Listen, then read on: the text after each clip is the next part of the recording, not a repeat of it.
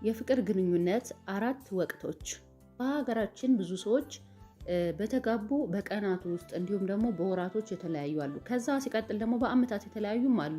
ልጆች ወልደውም የሚለያዩ በጣም ይበዛሉ። ለምን ይሆን ብላችሁ ታስባላችሁ? ወላጆቻችሁ ተለያይተው ያደጋችሁ ሰዎች ካላችሁ ዛሬ የማወራው በቀጥታ እናንተን የሚመለከት ጉዳይ ነው።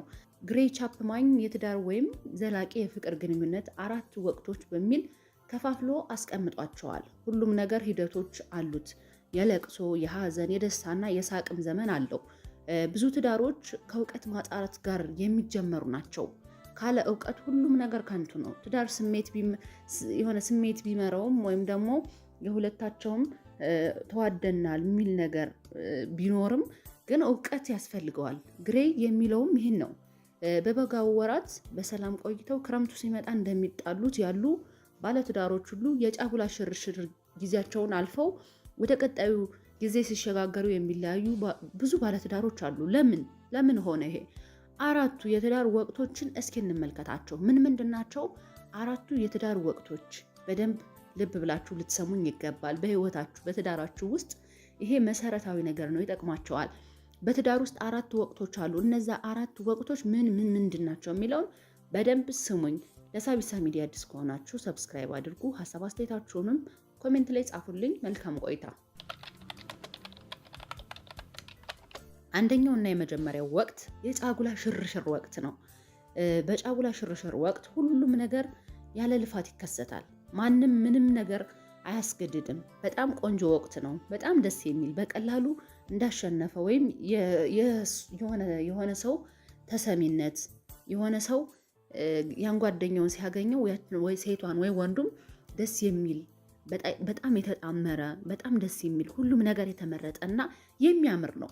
ብዙ ጊዜ አብራችሁ ማሳለፍ ትፈልጋላችሁ። ስለ ወደፊቱም አብራችሁ ማለም ትጀምራላችሁ። እርስ በርሳችሁ ስለተገናኛችሁ ብቻ በጣም ደስተኛ ትሆናላችሁ። በአንድ ምላስ እናኝክ የምትሉበት ጊዜ ነው። በጣም በስሜታችሁ ትመራላችሁ። ከአልጋ ሳትወርዱ ተቃቅፋችሁ ልትሉ ትችላላችሁ። አንድ ፍሬ ባቄላ ለሁለት ይበቃናል ብላችሁ ታስቡ ትችላላችሁ። አየህ፣ ይሄ የመጀመሪያው ምንም እንትን የሌለበት ወቅት ነው። ምንም ጸብ የሌለበት መሰለቻቸት የሌለበት ገና የመጀመሪያ እንቡጥ ጽጌረዳ አበባ ስታብብ በጣም ነው የምታምራ። እየጠወለገች ስትሄድ ነው እንጂ የምታስጠላ። እንደዛ ነው። ይሄም በቃ እንደ ጽጌረዳ አበባ የሚያምር ውብ ፍቅር የሆነ ምንም ጭቅጭቅ የሌለበት ንትርክ የሌለበት መለያየት የሚያስጠላችሁ ነገሮችን አብረን በቃ እንዴት ነው አብረን በቃ ሁሉን ነገር አብረን እንሆን፣ መጎራረሱ፣ መተቃቀፉ፣ ካልጋ ሳይወርዱ መዋሉ፣ ፍቅር ይበቃናል ሁላ የሚሉ እኮ አሉ። ነው በቃ እንወርድም፣ እዚህ እንዋል፣ እዚህ እንትን እንበል። ይሄ የመጀመሪያው የጫጉላ ሽርሽር ወቅት ይባላል። ሁለተኛው ደግሞ የሙከራ ወቅት ነው። ሁለተኛ ደረጃ የሙከራ ደረጃ ነው። አንዳንዶች የእውነታ ደረጃ ይሉታል። ፍቅር ከአሁን በኋላ አዲስ አይደለም። ይሄ ያልጋ ላይ ጨዋታውም ከአሁን በኋላ ማለት እንትን አይደለም፣ የሚፈለግ ወይም የሚስብ አይደለም። ስሜታችሁ ዋጋ የለውም። ስሜታችሁ ይደበዝዛል፣ ትወናው ያልቃል፣ እውነታው ግን ይጀምራል። ወይ ትታገሳላችሁ፣ ትቀበላላችሁ፣ ወይም ያበቃል። በዚህ በፍቅረኛ ወይም ደግሞ በፍቅረኛች በባልደረባሽ ብለን እንያዘውና በባልደረባሽ ላይ ስህተቶችን ማግኘት ትጀምራለህ። ይህ ማለት ከአሁን በኋላ አትወዳቸውም ማለት አይደለም። ነገር ግን አሁን ከእውነት አንጻር ታዩታላችሁ። መጣላትና በእውነት በፍቅር ውስጥ መሆኑን መጠራጠር ትጀምራለህ። ማስመሰሉ መደባበቁን ታቆማላችሁ። የሰዎችን ጉድለት ማየት የምትጀምሩበት ወቅት ነው። አየህ፣ የመጀመሪያው ደስ የሚለው የጫጉላ ሽርሽሩ ምናምን በቃ መተቃቀፉ፣ መተዛዘሉ፣ አልጣሽ አልጣህ ከአይኔ አትጥፊ አይነቱ ነገር ያበቃለትና እሱ ክትም ብሎ ያልቅና ወደ ምን ትገባላችሁ? ወደ ሙከራ። ይሄ ሙከራ ደግሞ በቃ ለዚህ ለአልጋ ላይ ጨዋታ ብዙ ነገር እንትን አትሉም። እንደ ድሮ ብዙ ስሜታዊ አትሆኑ ምናምን ነገር እየደበዘዘ እየጠፋ ይሄዳል ያ ነገር። ከዛ የአንዱን ጉድለት አንዱ የሚመለከትበት ወቅት ይሆናል። በደንብ የምትተያዩበት፣ እንዲህ አደረገችኝ፣ ኦኬ እንዲህ አይነት ስህተት አለባት፣ እንዲህ አለበት። እነዚህን ነገሮች ትኩረት ሰጣችሁ በደንብ የምታዩበት ሁለተኛው የሙከራ ወቅት ነው። ሶስተኛው እጅ የመስጠት ወይም ተስፋ የመቁረጥ ወቅት ነው። ይህ የግንኙነቱ በጣም አስቸጋሪው ደረጃ ነው። የግንባታ ደረጃ ይባላል። ብዙ ጭቅጭቆች ይፈጠራሉ። በትንንሽ ነገሮች ላይ መናደድ እና የበለጠ መጠራጠር ትጀምራላችሁ። ምክንያቱም በብዙ ነገሮች ላይ ከአሁን በኋላ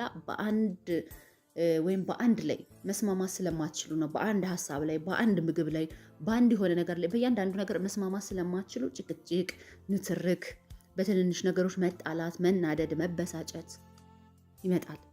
መለያየት በጣም ሊከሰት የሚችልበት የግንኙነቱ ከፍተኛ ደረጃ ነው። ጥብቅ ቅርርብ የሚቀንስበትና ፍቅር የሚቀዘቅዝበት ደረጃ ነው። ሁለታችሁም በቂ ብስለት ከሌላችሁ ግንኙነቱ እዚህ ላይ ያበቃል። በትዳር ውስጥ ያጣችሁትን ፍቅርና ስሜት ከውጭ መፈለግ ትጀምራላችሁ። አይታችሁት ሞክራችሁት የምትሰለቹበትና ተስፋ የምታጡበት ጊዜ ነው። ከሁለቱ አንዱ አዲስ ፍቅርን ለመጀመር ማጭበርበር ይጀምራል። አንደኛው ወገን ማለት ነው። አንደኛው ወገን ለመለየት ስላልፈለገ ብቻ አብራችሁት ትቆያላችሁ። አንደኛው ኦልሬዲ እጅ ሰጥቷል ማለት መለየት ፈልጓል፣ መተው ፈልጓል። ወይ እሷ ወይ እሱ መተውን ፈልጋለች። ተስፋ ቆርጣለች በግንኙነቱ። ስልችት ብሏታል። ጭቅጭቆቹ አሰልችተዋታል።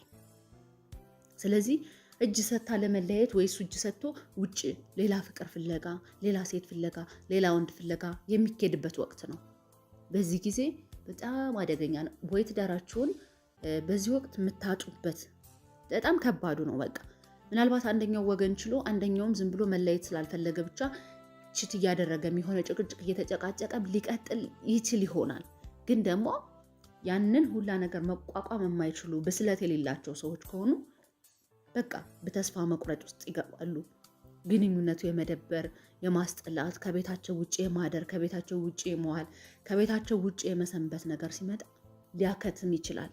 ይሄ ለትዳርህ በጣም አደገኛውና በጣም ከባዱ ጊዜ ነው። በቃ በጣም ከባድ የሚባለው ጊዜ ነው። የመጨረሻ ህይወትህን፣ ትዳርህን፣ ጎጆህን፣ ቤትህን ልታጣበት የምትችለው የመጨረሻው ከባዱ ደረጃ ሶስተኛው ደረጃ ነው። ምናልባት ሁለተኛው ደረጃ እንዳልኳችሁ የሙከራ ወቅት ነው፣ የምትሞካከሩበት ምናምን ነው። ያን በምትሞካከሩ ሰዓት ወይም ደግሞ አንዱ ባህሪ ለአንዱ ባህሪ የመጠናናት ከሆነ ምናልባት አንደኛው ተሸንፎ የአንደኛውን ባህሪ ሊቀበለው ይችል ይሆናል። ግን ሶስተኛው ደረጃ ላይ ከደረሳችሁ በጣም ከባድ ነው። ትዳራችሁ አደጋ ላይ መሆኑን ማወቅ አለብህ። አራተኛው የማሸነፍ ወቅት ነው። በዚህ ደረጃ ሁለታችሁም ሁለት የተለያዩ ግለሰቦችና ፍጹምና የጎደላችሁ መሆናችሁን ትቀበላላችሁ። በቃ ይሆናል አይደለ? የማሸነፍ ወቅት ነው። ሁለታችሁም የተለያየ ባህሪና ድክመቶች አሏችሁ። ነገር ግን አሁንም እርስ በርሳችሁ ትዋደዳላችሁ እና ምንም ቢሆን አብራችሁ ለመጣበቅ ትፈልጋላችሁ፣ አብራችሁ ለመኖር ትፈልጋላችሁ። አንዳንድ ጊዜ ስሜታችሁንና ክፍተታችሁን ወደ ጎን ትታችሁ ግንኙነቱን ትመርጣላችሁ። ብዙ ፍቺዎች የሚከሰቱት ብዙ ሰዎች በጫጉላ ሽርሽር ደረጃቸው ስለሚጋቡ ነው። እዚህ ወቅት ላይ ደርሳችኋል ማለት ትዳራችሁ ተፈትኖ አልፏል ማለት ነው። አየህ፣ ሁለተኛውን ካለፍክ እንዳልኩ፣ ሶስተኛውን ካለፍክ አራተኛው ደረጃ ላይ ደርሰሃል። እዚህ ወቅት ደርሰሃል። በቃ ትዳር ተፈትኖ አልፏል። ትዳር ጥሩ እየሆነ ነው። ባህሪ ለባህሪ ተዋውቃችኋል። እሱ እኮ ይህ አይመቸውም፣ እሷ ይሄን አትወድም ብላችሁ ባህሪ ለባህሪ ትተዋወቃላችሁ። የማይተዋወቁ ሰዎች ይጋባሉ እና እውነታው ሲጀመር እሱ ወይም እሷ እንደተለወጡ ያስባሉ። አንዱ ወገን መሪ፣ ሌላው ተከታይ፣ አንዱ ከላይ ሌላኛው ከታች ሆናችሁ መለወጥ የምትችሉትን ነገር ተቀብላችሁ የምትኖሩበት ወቅት ነው። አራተኛው የትዳር ደረጃ የሰዎችን እንከን እንዳለ ትቀበላላችሁ። ለልጆቻችሁ ስትሉ፣ ለክብራችሁ ስትሉ፣ ለቤተሰባችሁ ስትሉ፣ ለማህበረሰቡ ስትሉ ብዙ ክፍተቶችን አምናችሁ የምትቀበሉበት የመጨረሻው ወቅት ነው። ሁለተኛው ላይ ብያለሁ፣ የመተዋወቅ ወቅት ነው። ባህሪ ለባህሪ የመተዋወቅ የሙከራ ወቅት ነው። ያንን አልፈ ሶስተኛውን ያንን ማለፍ ችለህ ሶስተኛው ደረጃ ላይ አልፈህ አራተኛው ከገባህ በቃ ትዳርህ የመፋታት እድል ጠባብ ነው። አብረህ ትኖራለህ። ለምን? በሳት ተፈትኖ ነው ወርቅ የሆነ የሚባል ተረት አለ። ይሄ ለልጆች ለቤተሰብ ስትል አንደኛው መሪ ወይ ሴቷ መሪ ትሆንና ወንዱ ሁልጊዜም ተመሪ ተገዥ ሆኖ ይኖራል። በቃ የብዙ ቤቶች ትዳር የብዙ ሰዎች ትዳር ይሄ ነው። አራተኛው ደረጃ ላይ ከደረሳችሁ ትዳራችሁ ጥሩ ነው። እንግዲህ ወይ ገዥ ወይ ተገዥ መሆን ነው።